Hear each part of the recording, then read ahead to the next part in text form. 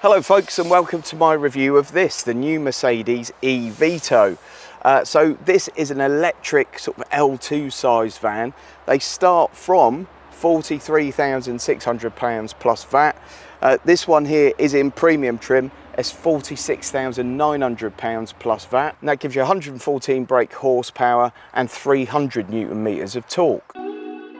At 46 grand, the eVito's not cheap, but it's certainly one of the better looking vans available on the market. The first thing I'm going to do is talk about the handbrake. Being a Mercedes, and as many old Mercedes cars did have, it's still got the handbrake on the foot pedal.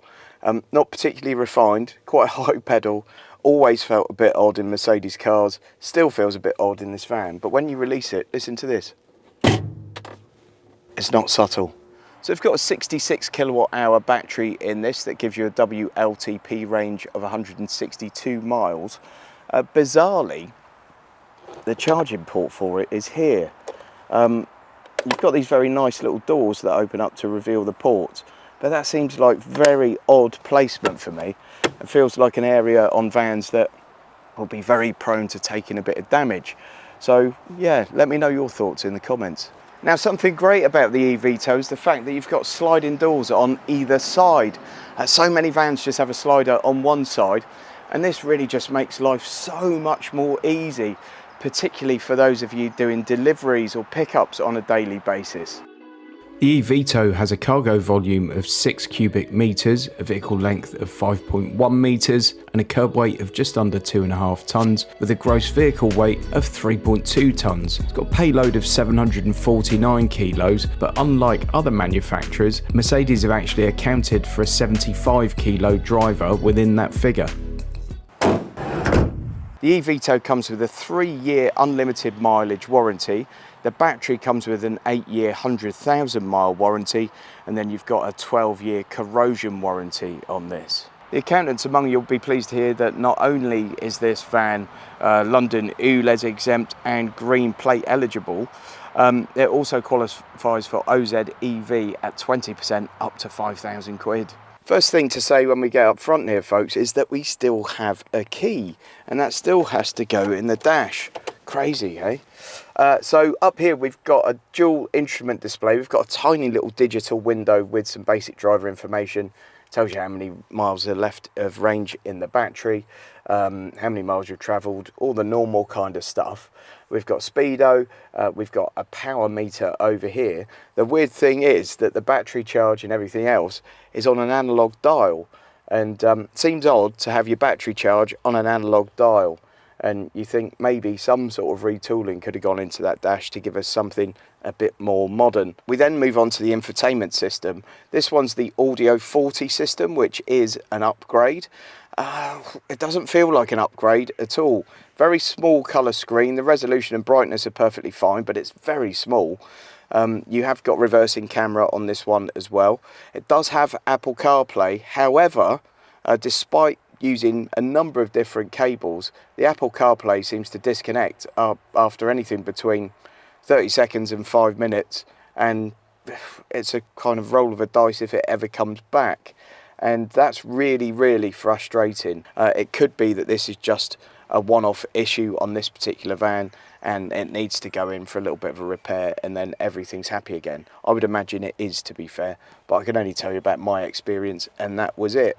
Up the front here, we've got lots of little cubbies to store things, and they're great, really useful. You've also got a little cup holder on each side, which can double up as a, I don't know if that's an ashtray, I'm sure not in a commercial vehicle, or a coin pot. Down here, we do have a 12-volt socket. We've got air conditioning controls here, which are just physical dials. All feels a little bit old-fashioned. It's all function over form, but you know what? It works brilliantly well, so I've got no problem with it at all. We've then got 2 USB-A's there, and these 2 little cubbies so you can stick your mobile phones in. Actually quite useful. Glove box is a reasonable size over there. If you're sitting in the middle seat, you will find that the dash comes out a little bit, and you've got a little bit of a transmission tunnel to straddle with your legs. Other than that, you can sit 3 people across the front here in relative comfort.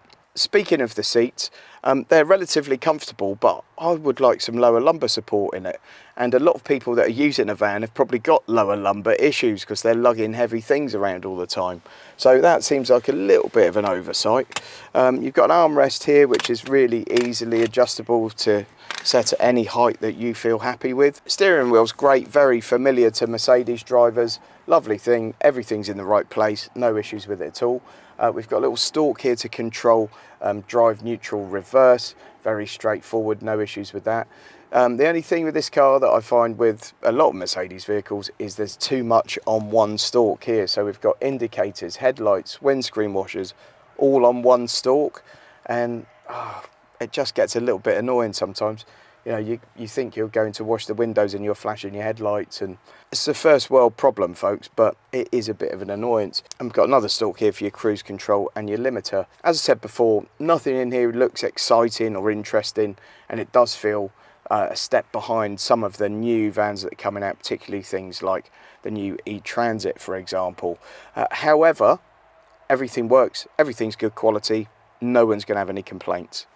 So now we get out onto the road, and the first thing you'll notice if you're a normal diesel van driver, switching over to something like this, is it's so much quieter. Gone is the big rattly diesel engine.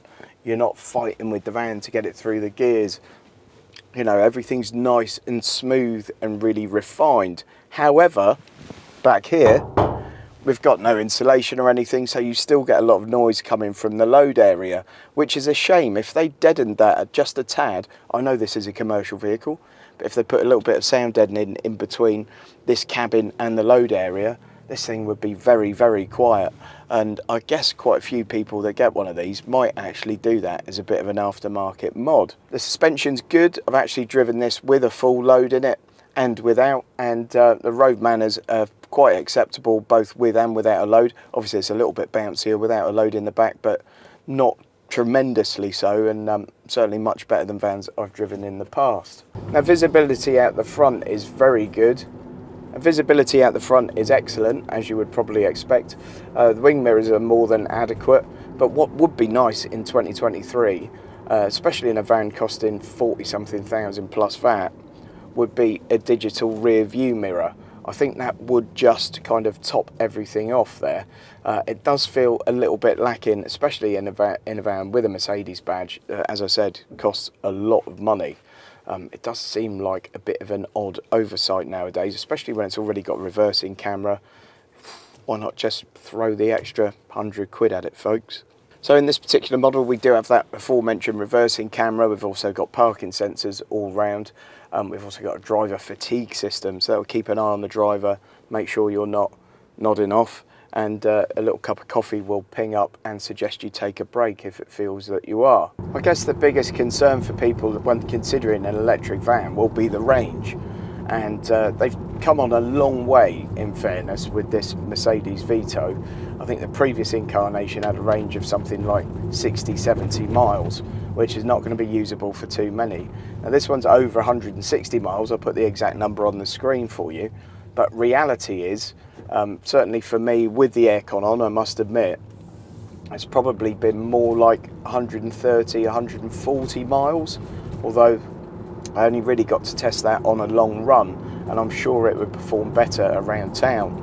So I think for long distance drivers at the moment, this probably won't cut the mustard. I guess if you're doing kind of last mile deliveries, or you're a local tradesperson and you're not carrying around lead weights all day, then you know this could do the job for you very adequately. And you're certainly going to do it in a little bit more style and a little bit more comfort than you would in some old diesel guzzlers. Let's take a little straw poll in the comments and let me know if you could see yourself going over from a diesel van to an electric van. Obviously there are going to be some tax benefits to you and fuel saving benefits potentially if you're able to charge at home, or your drivers can charge at home or at the place of work. But let me know if you think it's a reality for you at the moment, and if so, let me know what you think of this Mercedes Vito.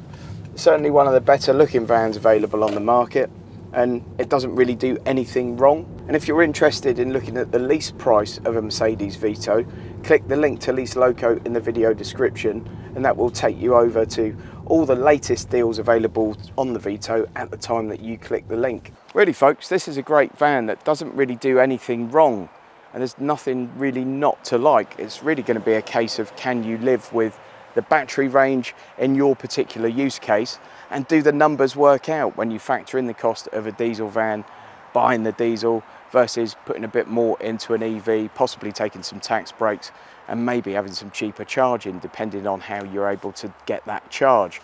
So yeah, but as I said, as for the van itself, it's a nice thing to drive. You can get plenty in the back. There's not too much to dislike. Please give the video a thumbs up. Please subscribe if you haven't already done so, and I'll see you on the next one.